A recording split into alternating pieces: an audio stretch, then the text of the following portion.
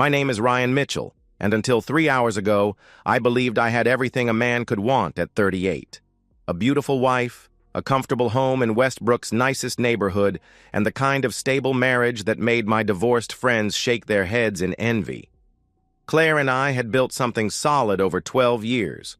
Or so I thought as I sat alone in our living room, her laptop open on my knees, watching my entire world crumble pixel by pixel. We'd met at my cousin's wedding. Claire was a bridesmaid, all golden hair and infectious laughter, drawing people to her like moths to flame. I was the awkward groomsman who spent most of the reception hiding behind my camera. She'd caught me trying to sneak out early and insisted I dance with her. "Life's too short to miss the good songs," she'd said, pulling me onto the floor. That was Claire. Spontaneous where I was cautious, social where I was solitary. Our life together had settled into comfortable rhythms. I'd leave for the tech firm at 7, code until 6, sometimes later when projects demanded it. Claire worked part-time at an upscale boutique, more for the social aspect than the money. My salary as a senior software engineer more than covered our needs. She'd kiss me goodbye each morning, text me funny memes during lunch, and greet me with stories about difficult customers or the latest drama among her friends. "You don't mind if I go out with the girls tonight, do you?" had become her refrain. And I never did mind. I trusted her completely. Why wouldn't I? She always came home to me, always curled against me in bed, always whispered that she loved me in that drowsy voice before falling asleep. Tonight was another girl's night. Claire had left 2 hours ago in her little black dress, the one that made her legs look incredible. She'd kissed me goodbye, her perfume lingering in the air long after the door closed. I'd settled in for my usual routine, some coding practice, maybe a documentary, early to bed. But my laptop was in my office and I didn't feel like moving.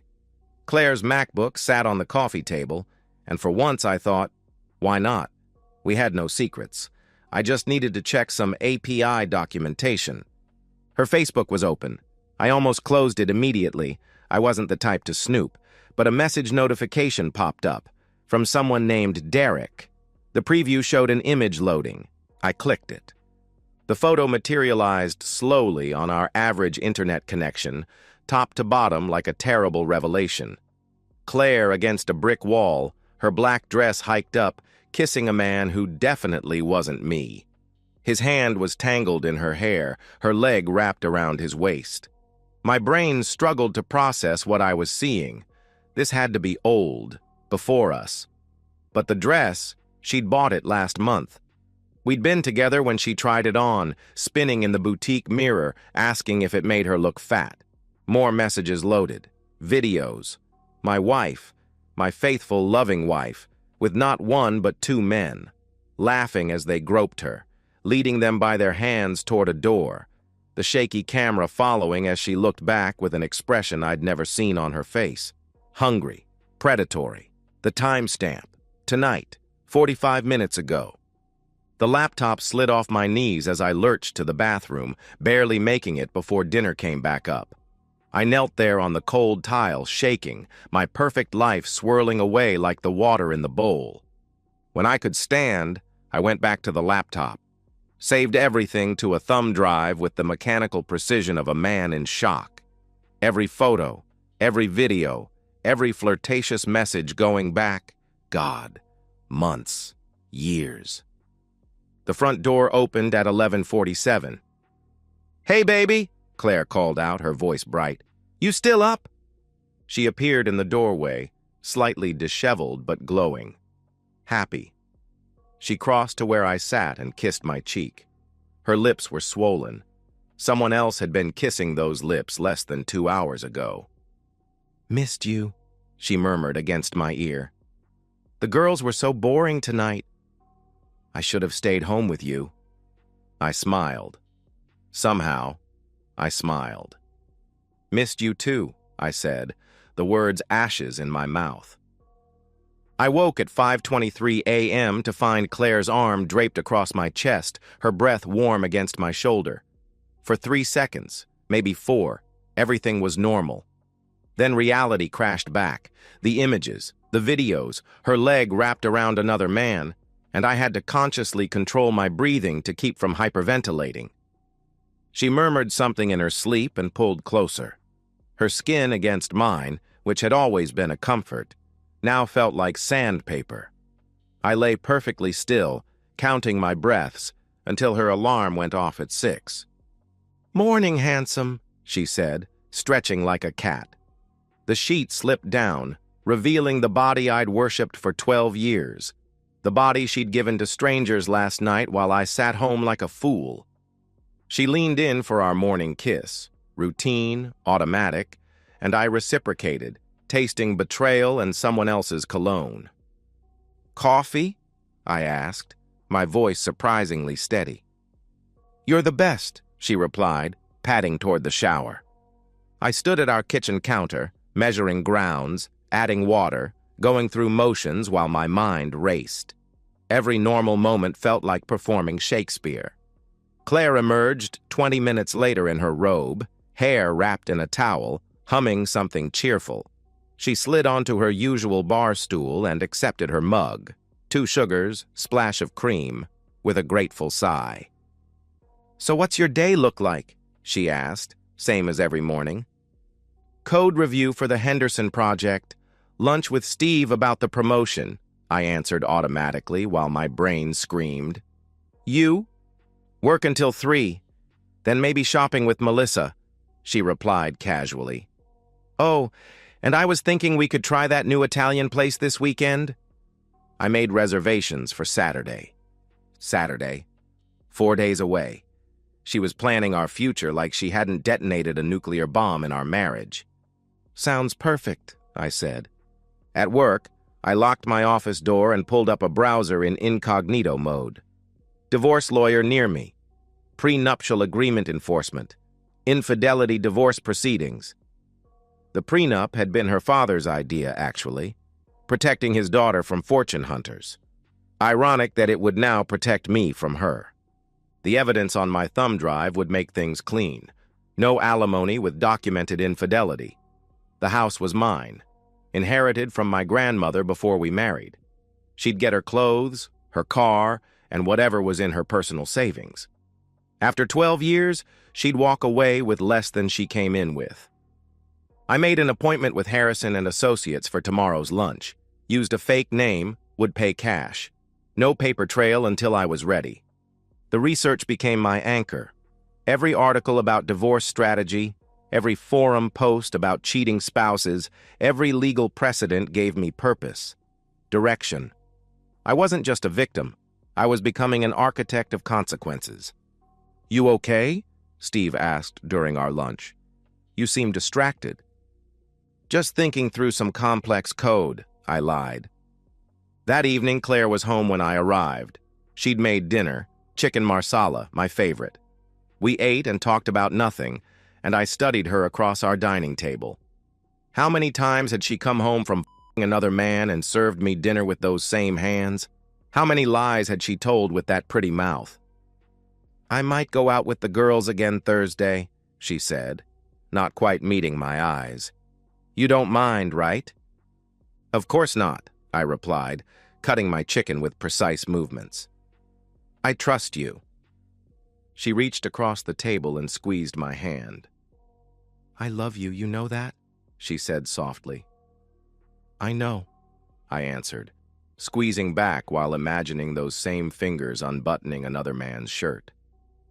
After dinner, she curled against me on the couch, watching some reality show about cheating partners. The irony was excruciating. She commented on what idiots the cheaters were, how they always got caught. "Could you imagine?" she asked. "Throwing away a whole marriage for some cheap thrill?"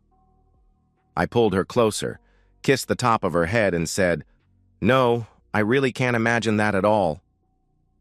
Wednesday morning, I called in sick, a rarity that had my manager concerned enough to offer to send soup. Claire had already left for work, giving me the house to myself and the freedom to prepare. I spread everything out on my office desk, the thumb drive backup, printed screenshots, timeline documentation. 12 years of marriage reduced to evidence folders. The lawyer appointment yesterday had been perfect. Catherine Harrison, a shark in a pantsuit who'd smiled like a barracuda when I showed her the prenup and evidence. "This is remarkably comprehensive," she'd said, clicking through the files. "The prenup is ironclad, and with this documentation she won't get a penny beyond her personal property." "When can we file?" I had asked. "I can have papers ready by Monday. The question is timing. How do you want to handle the serving?" she'd responded. I'd thought about it constantly. "Monday evening, after work. I want to be there," I told her. She'd nodded approvingly. "Clean break. Smart. Most men try to salvage things, give second chances. You're not most men," she observed. "No, I wasn't. Not anymore."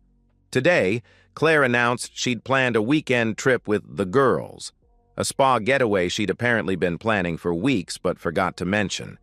I encouraged her to go, even offered to pay for it.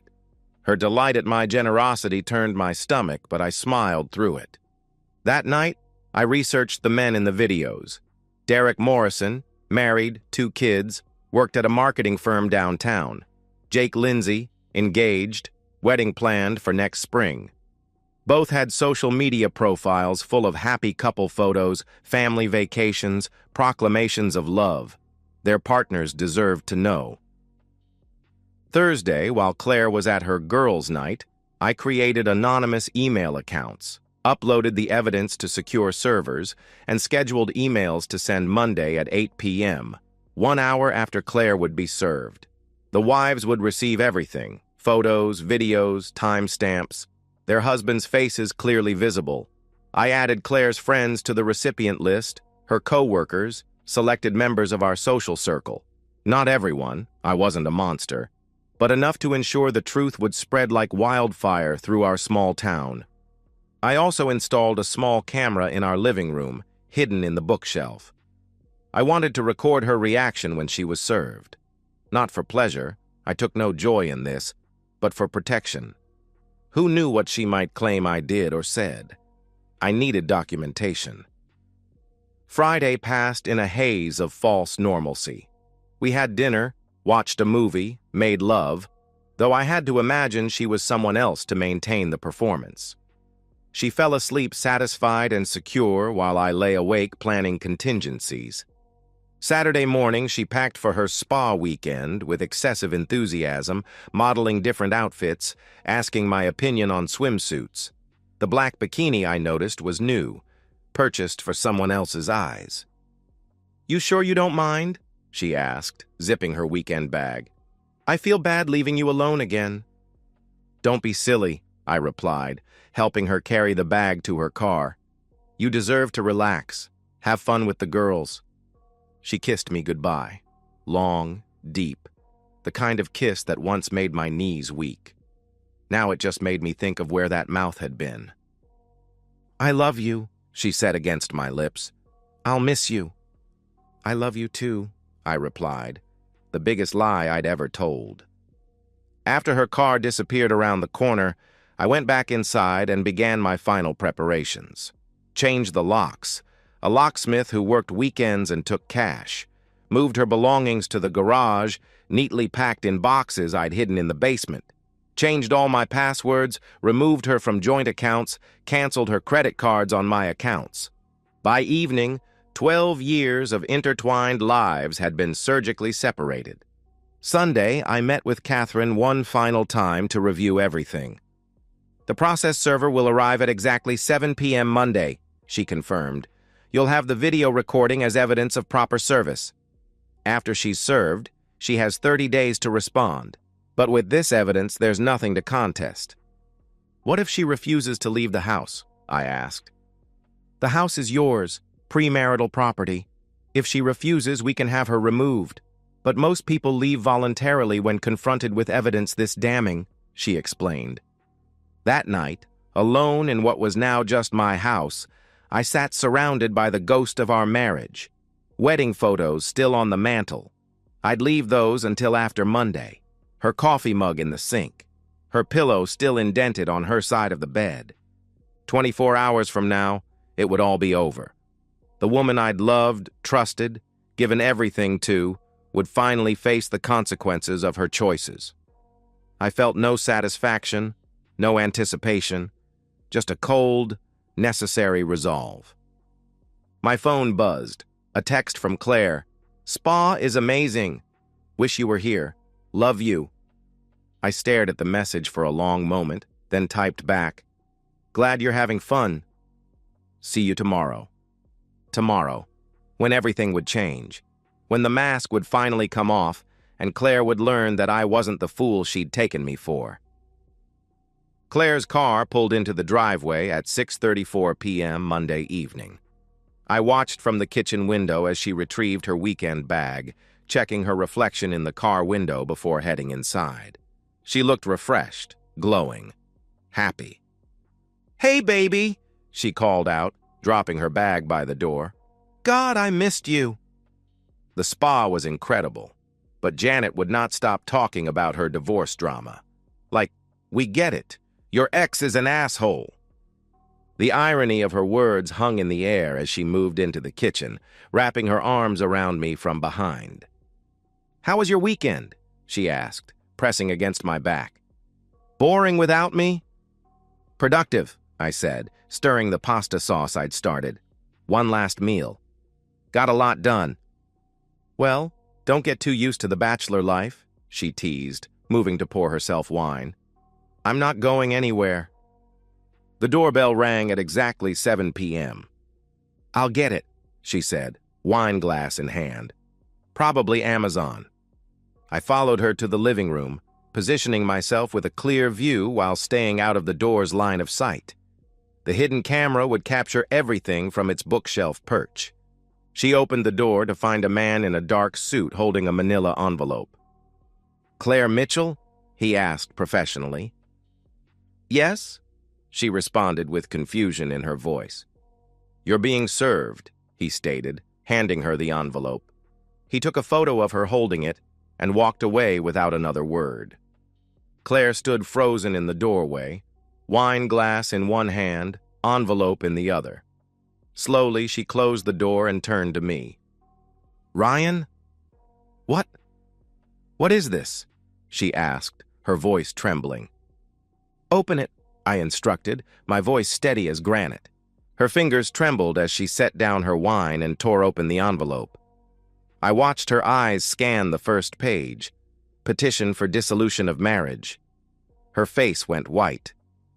"Is this a joke?" she stammered, her voice cracking. "This isn't funny, Ryan." "No," I agreed, pulling out my laptop from behind the couch cushion where I'd staged it. "It's not funny at all." I opened the file I'd prepared, a slideshow of evidence. The first image filled the screen, Claire against the brick wall with Derek, her dress hiked up, his tongue in her mouth. The timestamp clearly visible, last Thursday, 11:02 p.m. The papers fell from her hands, scattering across our hardwood floor. "Ryan, she started. I clicked to the next image, her with Jake, hands under his shirt. Then the video, the one where she led them both toward the bedroom, looking back at the camera with that hungry expression I'd never seen directed at me. "Stop," she whispered, sinking onto the couch. "Please stop." "Why?" I asked, continuing the slideshow. "You didn't stop." "Not last Thursday, not the week before, not 3 months ago at Derek's birthday party. Oh yes, I found those too." "It didn't mean anything," she exploded desperately. "I was drunk." "It was just fun. Just what, Claire? Just destroying our marriage for fun? Just making a fool of me while I sat home trusting you?" I interrupted. She dropped to her knees in front of me, tears streaming down her face, the first genuine emotion I'd seen from her in God knows how long. "Please, Ryan. Please," she begged. "I love you. It was a mistake. I'll do anything. Therapy, counseling, anything you want." "Anything?" I laughed bitterly. "How about a time machine? Can you undo 12 years of lies?" 12 years? "No, baby, no. It wasn't 12 years. she protested frantically. "It was just recently, I swear. The stress from work, and you were always so busy with coding, and I felt lonely." "Don't!" I cut her off sharply. "Don't you dare blame me for your choices." "I was here. Every night you said you were with the girls, I was here, waiting for you, trusting you." I pulled up more files on the laptop, credit card records I'd accessed, tagged locations from her social media, a comprehensive timeline of her deception. "The spa this weekend? The Marriott downtown shows a charge for room service for 3. The girls' night 2 weeks ago? Your phone GPS puts you at Derek's house until 2 a.m., I revealed coldly. Each revelation hit her like a physical blow. She crumpled further, sobbing now, mascara running in black rivers down her cheeks. "The prenup is ironclad," I continued clinically. "Infidelity clause means you get nothing. No alimony, no claim on the house. Your car's in your name, so that's yours. Your clothes are in the garage." "The garage?" She looked up, confused through her tears. "I changed the locks while you were at your spa." "You're not staying here tonight," I informed her. "You can't. This is my home too," she protested. "No," I corrected, standing now, towering over her. "This is my grandmother's house that I inherited before we married. You're a guest who's overstayed her welcome."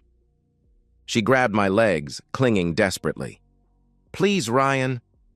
"Where will I go? I don't have savings. The boutique barely pays anything. You can't just throw me out with nothing," she pleaded. I stepped back, extracting myself from her grasp. "That's not my problem anymore. Maybe Derek will take you in, or Jake, or whoever you're f***ing next week," I said coldly. "I'll change," she screamed, her mascara-stained face contorted in desperation. "I'll never see them again. I'll quit my job, stay home, whatever you want." "What I wanted," I said quietly, "was a faithful wife. That's the one thing you can never give me." I walked to the door and opened it. The evening air was cool, carrying the scent of our neighbor's barbecue. Normal life continuing while ours ended. "Get out!" I commanded. "Ryan, please," she begged again. "Get out! Or I call the police and have you removed," I stated firmly. She stood slowly, unsteadily, like a newborn colt.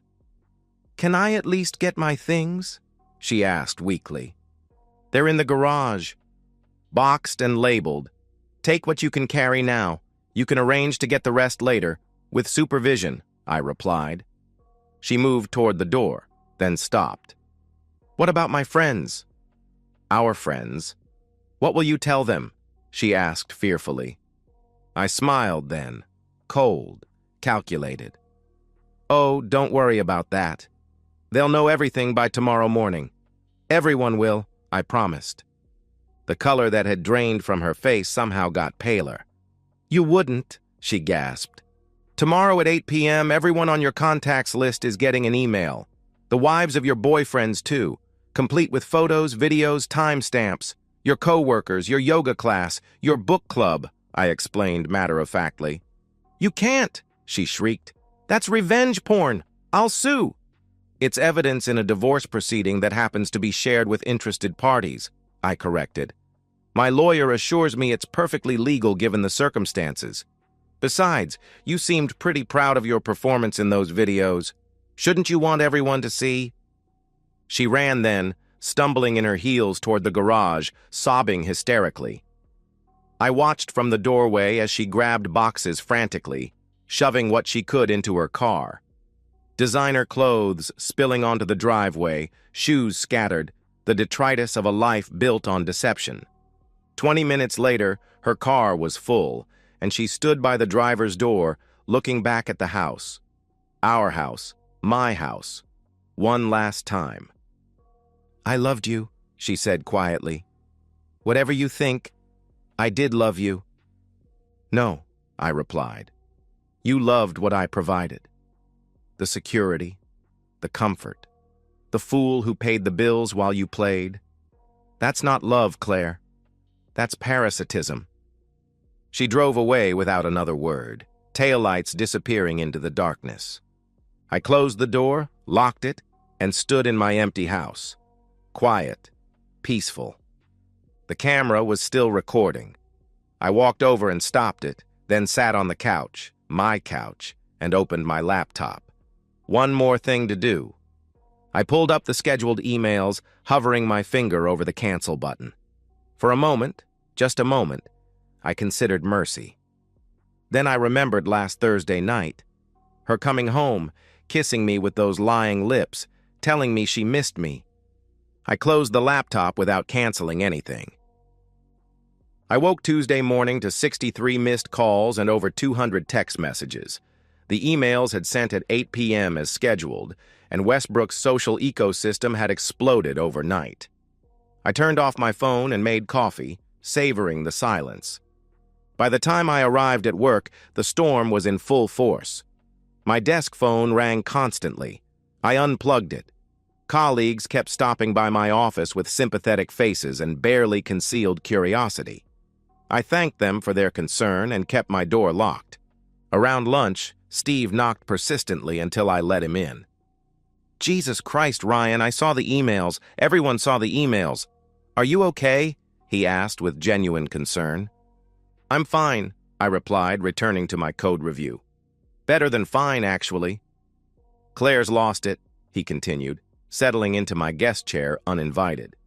"She's been calling everyone, trying to do damage control, claiming the videos are deep fakes, that you're having some kind of breakdown."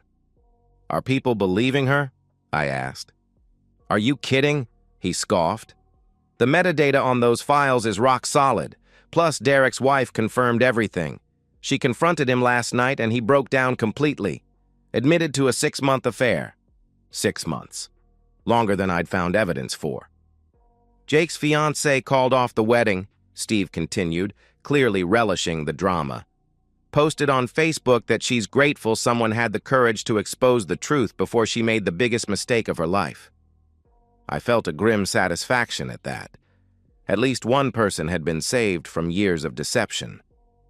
Wednesday brought escalation. Claire tried to return to the house while I was at work, but the new locks held. She left a rambling, tearful voicemail begging for her things, for money, for mercy. I forwarded it to my lawyer. Her friends, former friends, began reaching out with their own stories. Melissa admitted she'd known about Derek but thought it was a one-time mistake. Sarah confessed she'd seen Claire leave a bar with a stranger 3 years ago but kept quiet. The network of enablers collapsed as they scrambled to distance themselves from the scandal. Thursday, Claire's employer called. "Would I please ask my wife to stop showing up at the boutique?" She'd been let go Tuesday morning after customers complained, and security had been forced to escort her out when she wouldn't leave. I informed them she was no longer my wife and gave them her lawyer's number.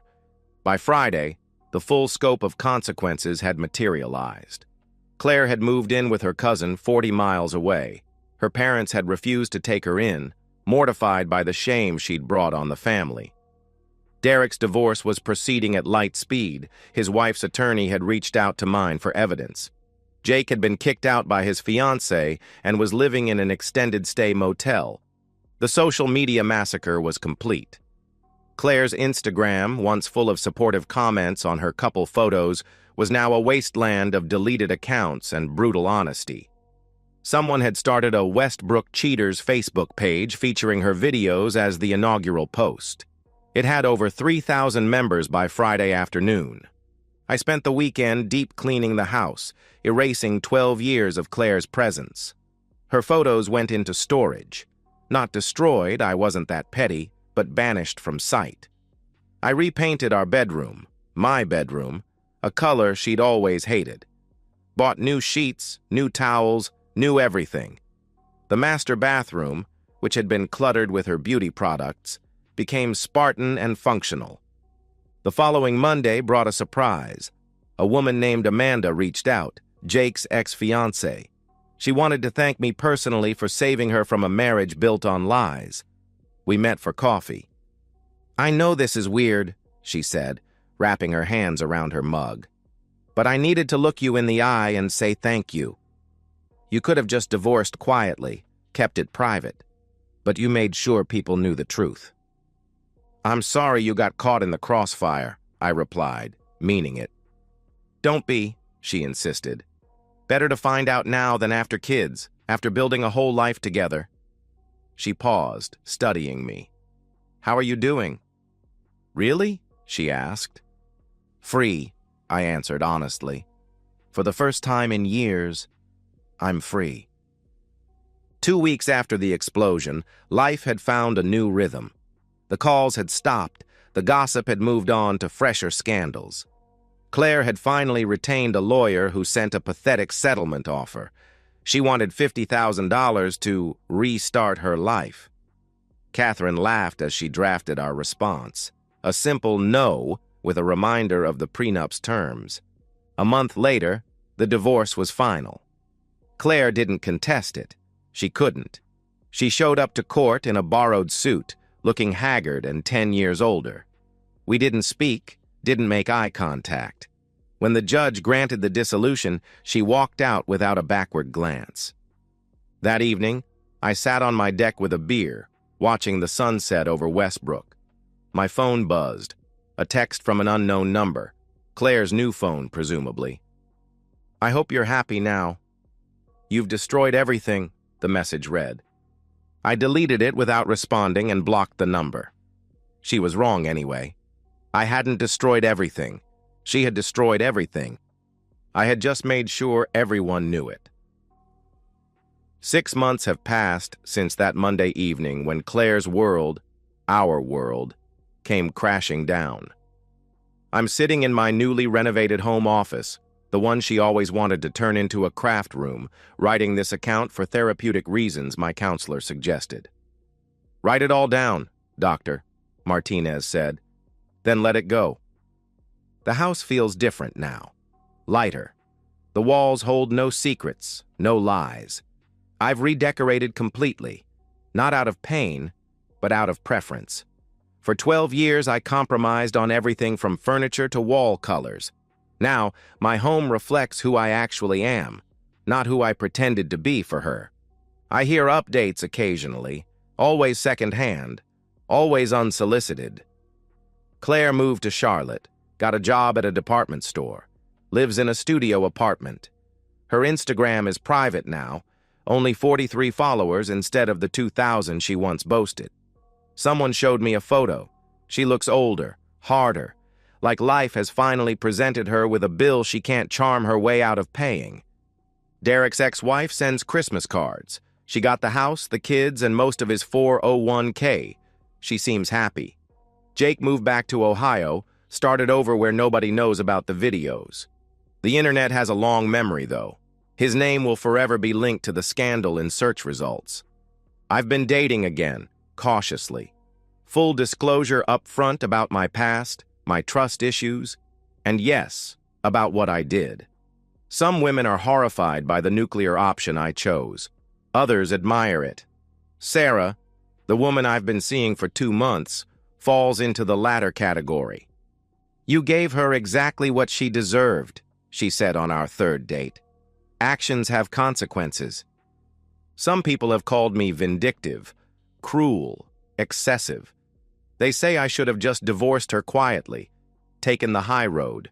These people have never been betrayed. Not really. They've never sat across from someone they gave everything to and realized they were living with a stranger.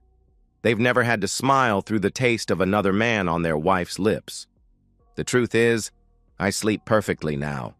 8 hours straight, no anxiety, no racing thoughts. My conscience is clear. I didn't create those videos. Claire did. I didn't make those choices. Claire did. All I did was ensure that the truth came to light and that consequences followed actions. Justice isn't always pretty. It's not always clean or comfortable or socially acceptable. Sometimes justice is harsh and public and devastating. But it is necessary.